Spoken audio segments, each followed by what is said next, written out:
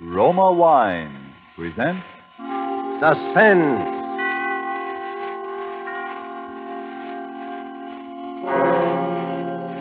Roma Wine, made in California for enjoyment throughout the world.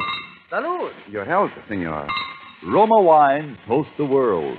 The wine for your table is Roma Wine, made in California for enjoyment throughout the world. This is the man in black, here for the Roma Wine Company of Fresno, California, to introduce this weekly half hour of Suspense. Tonight, Roma Wines bring you two of Hollywood's favorite screen stars, Miss Virginia Bruce and Mr. Alan Jocelyn, with the noted character actor George Zucco. Our suspense play, which is produced and directed by William Spear, presents a rather neat problem. That of a crime committed while no criminal was present. And so, with a locked room, and with the performance of Virginia Bruce as an exceedingly bright young lady named Iris Lane, of Alan Jocelyn as an exceedingly shy young man named Harold Mills, and of George Zucco as the exceedingly polished Dr. Woodhall, we again hope to keep you in suspense.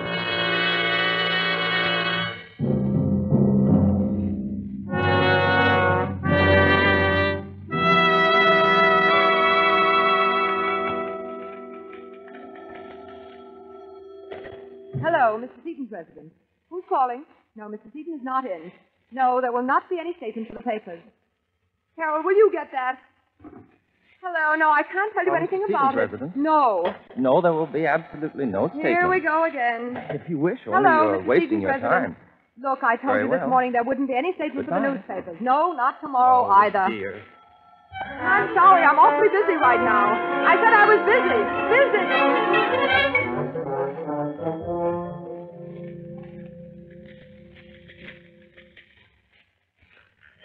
Phew, what a day.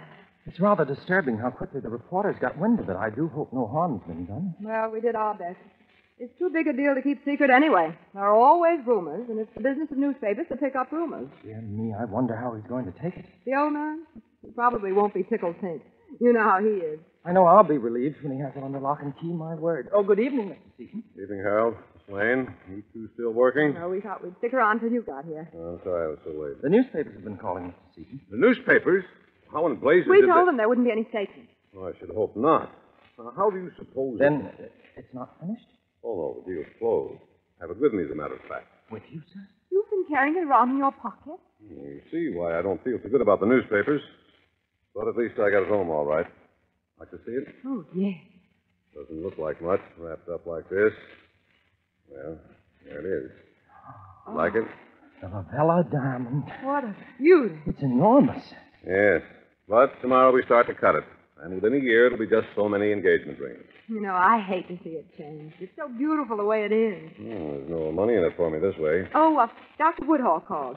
He wants to give you a checkup if he can catch it before dinner. No, Dr. Woodhouse, an old woman. Treats me like an invalid. Oh, well. Anything else? Nothing important. Oh, Harold, will you answer? Yes, certainly. Mr. Seaton's residence. Who's calling, please? Just a moment. Mr. Seaton, Mr. Van Houten. Van Houten? Yes, he wants to speak to you. Oh, tell him I'm on. Mr. Van Houten, Mr. Seaton's out of town. Well, dear me, you can think what you like, but Mr. Seaton is not here. Goodbye. Odd. What'd he say? He said he has information that you are here, and he insists on coming up here now. It sounds most disagreeable. Oh, I don't think he's likely to show up. If he does, don't let him in. All right, Mr. Seaton. I'll be in my study until Woodhall gets here. But don't forget your medicine, Mr. Seaton. I put it right beside the seltzer bottle. Oh, I won't forget. I hope Dr. Woodhall hurries. I'm dead. I'm sure you must be. Mr. Seaton seemed awfully proud of his new stone, didn't he? I thought he was cool as a cucumber. How would you feel if you just bought the biggest diamond in the world? Oh, the second biggest, I believe, Iris. Not that that's anything to belittle. What do you suppose he paid for it? I understand the price was something under $1 million, but he expects to get back over $1.5 million once it's cut and polished. Harold, putting that kind of money into a piece of stone. I know if I had $1 million, I'd never buy diamonds. Dear me, for that matter, neither would I. But for some people, diamonds take the place of other things. Power, love. What would you do if you had $1 million? I don't know. There are a lot of swell people I'd like to help out. Then I'd like to travel. Oh, there are lots of things. What would you do? You really want to know? Of course I do. I don't think I should say this, but if I had $1 million or even much less, I'd ask you to marry me. Why, Harold... No, please, I don't want you to say anything. You don't have to. I know I'm not the sort for you, really. I'm not like Dr. Woodhall, sure of myself. Well, it's not that, Harold. Honestly, it's just that you never said anything before. You never even... What was that? It sounded as if it came from the study. Mr. Seaton? Mr. Seaton, is anything wrong? He doesn't answer. Mr. Seaton! The door's locked. Yes, have you your key, Iris? Right here. Mr. Seaton! Mr. Seaton? Why, where is he? There he is on the floor. What's happened to him? Is he sick? Wait, I'll see. Oh, goodness. Put him on the No, couch. just a minute, Iris. I don't think you'd better look. He's badly injured. Injured, but how? It's his head. Get a doctor, will you? A doctor? Someone's tried to kill him. Hurry. To kill him? All right. Try Dr. Woodall. Maybe he hasn't left. I will. Operator, get me granite, 69700. Well, good evening, Iris. Oh, Dr. Woodhall. Never mind, operator. Come on, doctor. I was just calling you. Is something wrong? Mr. Seaton, he's hurt. Someone tried to...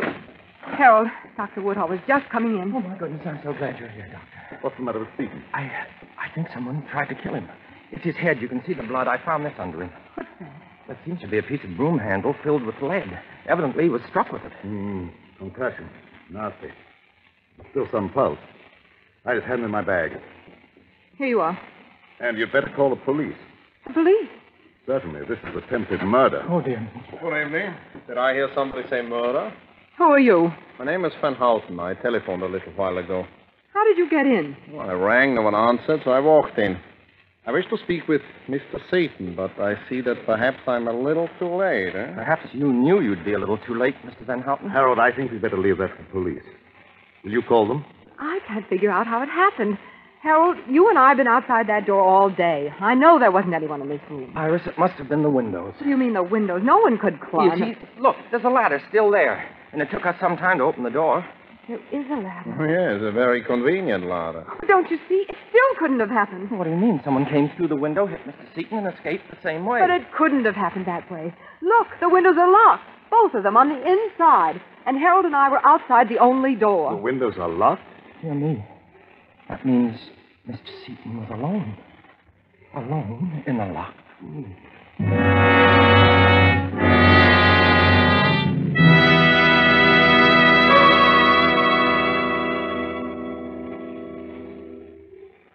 Before we return to the scene of our suspense play, let me describe another scene that might even now be taking place in the handsome cafe of the Hotel Nacional de Cuba in Havana. An American visitor has remarked to his Cuban host what great enjoyment the gay Cuban music and the dancing gives him. Gracefully, the Cuban host returns the compliment, saying, "But your United States makes us a gift that brings great pleasure on many occasions. This superb wine from the choice wine districts of your California, this fine Roma wine. Yes, for a wine to give great enjoyment, it must have greatness of character. And it's this that has spread the fame of Roma wines to other lands. Why otherwise would these countries import Roma wines to be enjoyed as a rare luxury? How fortunate, then, are you who can enjoy any of the Roma wines, many different delicious wine types, whenever you choose, without additional charge for import duty, with no high shipping costs added to your small cost for Roma wine. Yet here is a quality so high it has won international recognition. Quality coupled with cost so modest that Roma wines are America's largest selling wines. Why not make your own taste test of these good Roma wines and discover for yourself the fine wine qualities acclaimed by wine experts of many lands? I'll spell out the name for you. R-O-M-A, Roma wine, made in California for enjoyment throughout the world. And now it is with pleasure that we bring back to our soundstage Virginia Bruce and Alan Jocelyn with George Zucco in The Locked Room. A tale well calculated to keep you in suspense.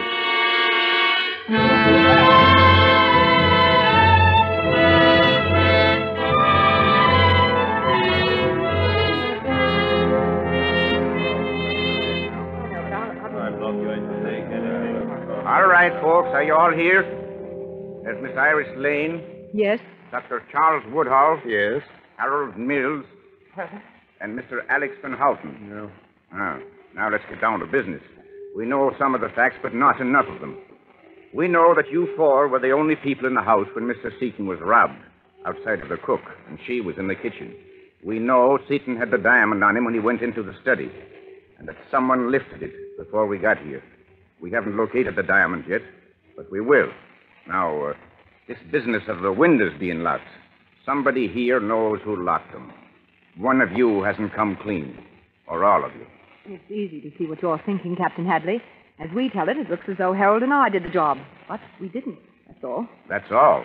The only door locked and watched before and after, windows locked before and after, no one hidden in the room before or after, and I don't believe in ghosts, so the thing's impossible. Now, which one of you locked those windows? Mr. Mills? Well, really, dear me, officer, why would I do the one thing to make it look as if Iris and I had committed this crime? Yes, Harold's got something there. If the windows hadn't been locked, you'd know someone from outside did it. Look, I'm trying to be patient with you people. But if Mr. Seaton doesn't die, which he hasn't yet, he'll tell us who did it. So I advise you to come clean now. Dr. Woodhull? Yes, officer? You and our friend, Mr. Van Houten here, were, as the young lady puts it, outside when it happened. Maybe you managed to lock the windows afterwards. How could he? He was too busy helping Mr. Seaton to get anywhere near the windows. And neither did Mr. Van Houten, I'd swear to that. Well, thank you, dear lady. I did not expect such a kindness. Pardon, Captain. Well, Barton? Nurse says to tell you that Seaton's come to. He's talking. Talking? Mm-hmm. Is he out of his head, or does he make sense? She says you can ask him some questions if you don't tax him too much. Well, now we'll get someplace. I think all of you had better come with me. There's the captain, miss. We'll try not to upset him too much, nurse. Captain, maybe being a suspect, I shouldn't say anything. But if you don't mind, I don't think it's safe to question him. Safe for who, Doctor? Nonsense, Woodhull. I want to tell what I can. Mr. Seaton, I know your condition. I don't think you should exert Shut up, yourself. Woodhull. Shut up. I was in the study. Just sat down at the desk. I was waiting for Dr. Woodhull. The chair facing the door into the office. I heard Harold and Iris talking outside. Both of them? Yes. Sound carries pretty well through the door. They were talking. Some nonsense about what they do if they had $1 million. You heard what we said? Then I think Harold was proposing or something. Oh, dear me, Mr. Seaton, I never realized that you... Well, I could. I was taking my medicine, and then I heard, I think, a footstep behind me. I set my glass down and started to get up. Did you turn around? Didn't have time. Something smashed down on my head, and that's all. Then you didn't know who it was? No. And I don't know how. What do you mean, how? Because I had locked the windows, both of them. You locked the windows? Yeah. I saw someone put a ladder up. Suppose it was the gardener or somebody. But I didn't want to be climbing around, so I locked both windows. You're sure no one was hidden in the room? Positive. Captain, I think you've had enough. Yes, I guess you're right, Doctor. Will you people step outside? I'll be there in a minute. Come on, Doctor. Harold.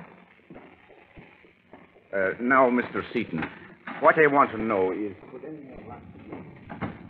Criminal to make him keep talking. Poor Mr. Seaton, he does look awfully bad. No.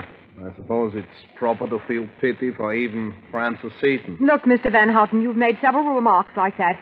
Maybe you've got your reasons, but I don't think it would sound so good to the police. Well, believe me, dear lady, my distaste for Mr. Seaton is purely objective. It's terribly perplexing, isn't it? Now that Mr. Seaton's confirmed us on the locked windows, I can't see how the police are going to prove anything. Look, let's not kid ourselves. We're all supposed to be nice, civilized people. But one of the four of us is a thug. A thug who beat a defenseless man over the head and took that diamond. Dear me, as I see it, that's just the point. It proves that none of us could have done it. Well, if Mr. Seaton's story proves that we couldn't, it proves 100 times more that no one else could. Well, Captain, is there anything more we can do? Yes. You'll all be searched again for the diamond. And none of you are to leave this house until further notice. Not leave Well, the house. what about my practice? I've got nothing Surely it requires more evidence than you have to hold us over the supposed disappearance of a diamond. I'm not holding you because of the diamond. I'm holding you on suspicion of murder. Mr. Seaton is dead.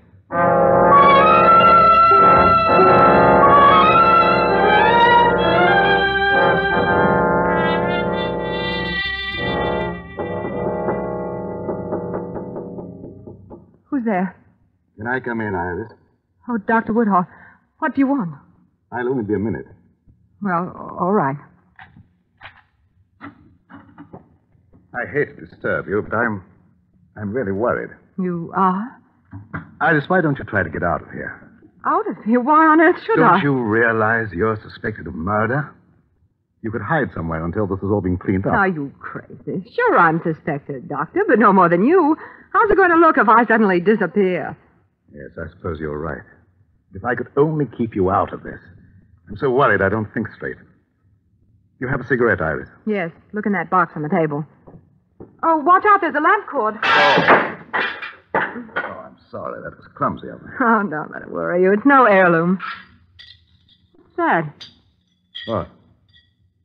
Iris, look. Where did you get that? The diamond. Where did you get it? That was on the floor. On the floor. Iris, didn't the police search in here? How did it get on the floor? I suppose it must have been in the lamp. Yes. See? This part lifts out. It must have been an oil lamp. Apparently. May I have it, please? The diamond? It was found here. What do you want to do with it? I want it. Iris, it's not safe. Sure, I know. Give it to me. Well. Thanks. Are you going to give it to Captain Hadley? Why? I don't think it would be wise. Not yet. You're not afraid of something, are you? Iris, suppose they didn't believe you. Suppose they think that you... Oh, I'll think about it. Dr. Woodhall, will you do me a favor? Certainly, if I can. Well, would you meet me here in exactly 10 minutes? You are coming downstairs. Oh, sure, but I've got a couple of things to do. I won't be long. Well, perhaps I should wait. Oh, please, you don't have to do that. Well, all right, but be careful. Careful. I mean, don't let anyone know you have the diamond, because... No, I know. Yes, because whoever killed Seaton for it would kill me, too. I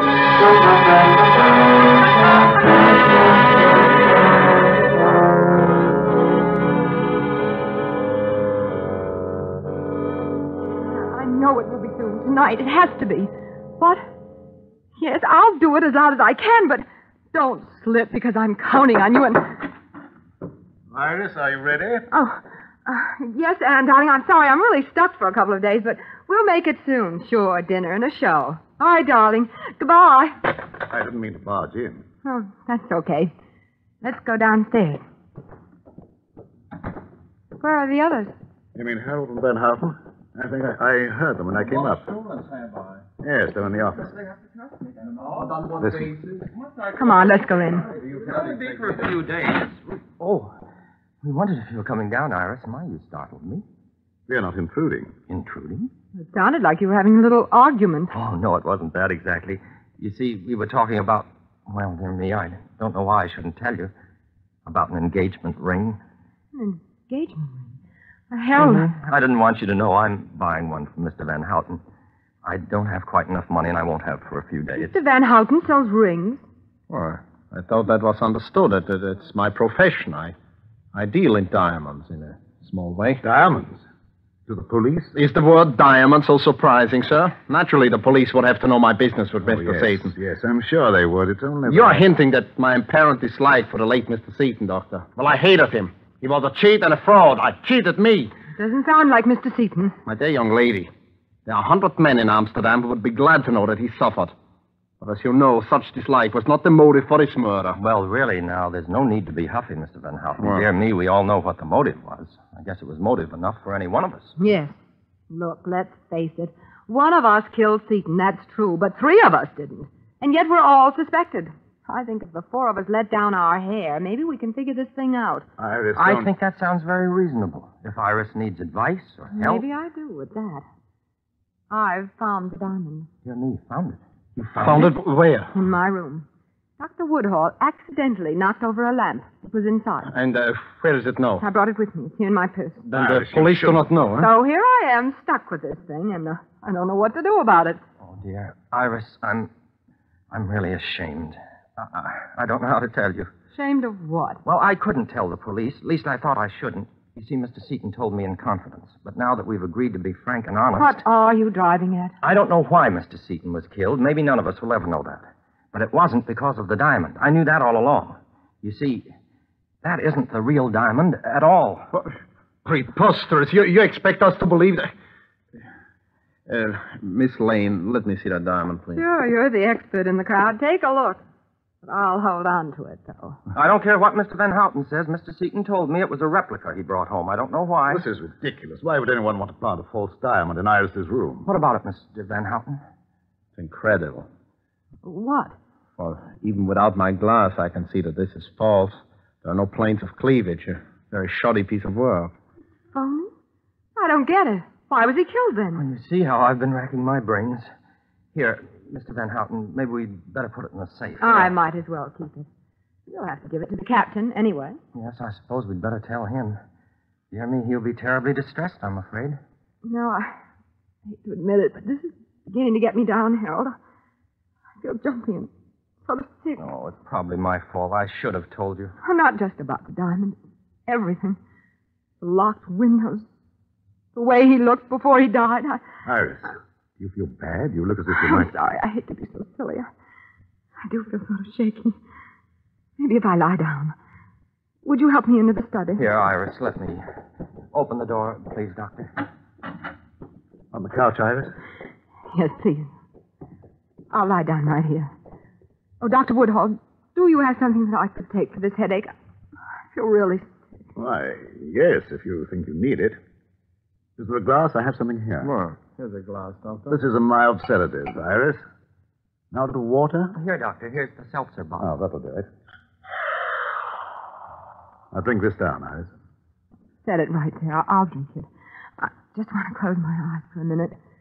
And will you switch out the lights when you go out? And maybe you should lock the door. Yes, of course. We'll call you for dinner. Try to sleep. Poor girl. She was very calm.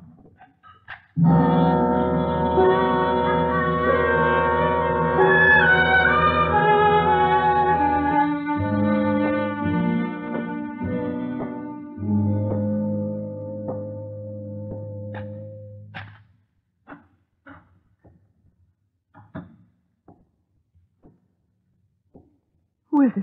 Oh, so you are awake, eh? Van Houten. Where's the diamond? Diamond. Give it to me. Well? But you said it was false. We are not so easily fooled. We know what goes on. We? Who do you mean? Never mind. Give me the diamond. And if I don't? You know what will happen if you don't. Hey, who's there? What are you doing? Van Houten, what is it? What's happened? Who is it? Turn on the lights. Harold. Well, I seem to have arrived just in time. Harold, you hit him. No, he's only knocked out. How are you feeling? Why, much better. Oh, you didn't take your medicine. No, I didn't. Oh, dear me. I was afraid you were too smart for that. Iris, I think you and I should have a serious talk. You don't mind if I lock the door? Oh, would it make any difference if I Very did? little, I admit. Now, Iris, just how much do you know? About what? Oh, come. There's no need for you to be reticent. I shall have to kill you in any case. Oh, but you can't do that. And who will stop me? Dr. Woodhall? No, Iris. He'll be very busy for a little while. The cook has become quite ill. You poisoned her. No, it's nothing much. She'll recover. Tell me just how much do you know? I know about the seltzer bottle. That's how you knocked out Seaton. Oh, that's very good. You're so clever. Dear me, if I had more time, I'd be inclined not to kill you, but it's late, and I sailed with the diamond at midnight. I'm signed on as a steward on a freighter bound for Argentina. So you see, it's really time that makes this unpleasantness necessary. You know, Harold, they'll find me before midnight. Ah, but they will find with you Mr. Van Houten. Poor Van Houten. He'll be very confused. You know, I actually persuaded him that you and Dr. Woodhall were the culprits. That's why he came here to get the diamond. And now you're going to frame him with my murder. You're a pretty smart boy, aren't you? Oh, Harold? thank you, my dear. They'll probably suspect me, too, after they find out I've gone. Tell me, how did you guess about the seltzer bottle? The condemned woman ate a hearty breakfast. Okay, I'll talk. Well, I knew it must have been the seltzer bottle when I realized it was one of those kind you fill yourself with a capsule to make the bubbles. But what did you put in it? A concoction known as a Mickey Finn. But it felt so much like a blow on the head that even Seaton confirmed my little story. I knew whoever did it would try the same thing on me to get the diamond. You were the one who got me the seltzer for my medicine tonight. I suppose you saw it coming. Your little trap? Yes, I'm afraid I did. Dear me, we're just too smart for each other, aren't we? And you hit Seaton over the head when I was phoning for a doctor, just to make it look good, right? Yes, of course. Oh, I wish Seaton hadn't locked those windows. Maybe you think I don't. Well, Iris, Well, I really hate to do this, Iris. Oh, Iris, I'll give you a choice. choice of what? I have here a fairly efficient gun, but it's noisy and it's messy, too. I don't like to use it. But if I have to... What else? Or you could drink what I put for you in the glass from the seltzer bottle. It would be much easier for you. It's practically tasteless. After you drink it, you won't mind what else is necessary. What? I suppose... Yes, that's right. Pick it up. Pick it up. Now, drink it. Quickly. All right. Here goes. Why, you...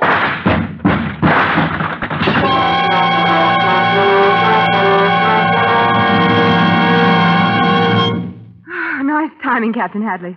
The glass wasn't a bad signal. It was nice timing on your part, Miss Lane, throwing yourself on the floor. You hadn't figured on the gun.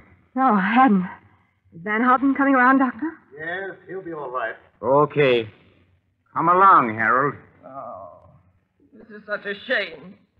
Iris, before I go, I'd like to tell you how sorry I am. Sorry? Yes, about that proposal. Even if it was an alibi, I almost meant it. Dear me, it looks now as though I shall never marry. Yes. Dear me. It certainly does.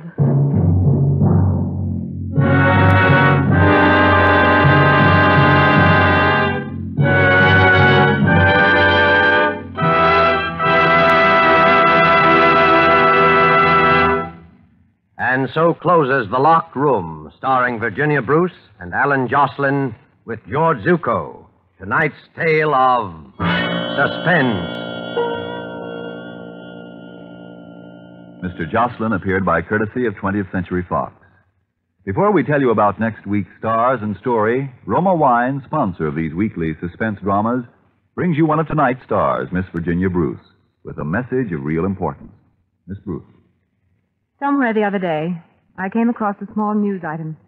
It mentioned that the men and women of our armed forces, most of whose pay averages very little more than $50 a month, have subscribed a huge total of $250 million worth of United States war bonds.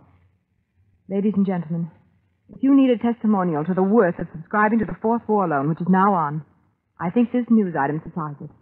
If the men and women who are fighting this war have that kind of faith in the future of our country, how can we have less? This is the time when our armed forces are making ready for the final extra effort, which will bring us victory. They need your extra support from extra purchases of war bonds. For the Fourth War Loan, one extra $100 war bond, please. Next Thursday, same time, Roma Wines will bring you two distinguished actresses, Miss Ida Lupino and Miss Agnes Moorehead. Don't forget then, next Thursday, for Ida Lupino and Agnes Moorehead in Suspense. Presented by Roma Wine, R-O-M-A, made in California for enjoyment throughout the world.